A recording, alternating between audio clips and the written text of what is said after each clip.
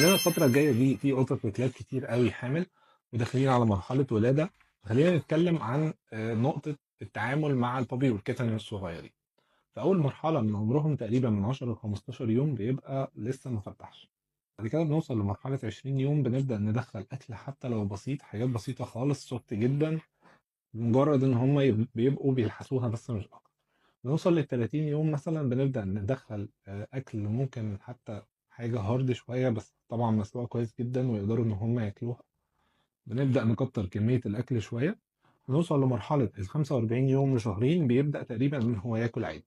طبعا المراحل دي كلها ما فيهاش دراي فود خالص، إحنا بنأكل سوفت بس، حاجات فريش فود من البيت أو ممكن زبادي مثلا، فراخ، بخضار، حاجات بسيطة جدا إن هي تكون سهلة الهضم.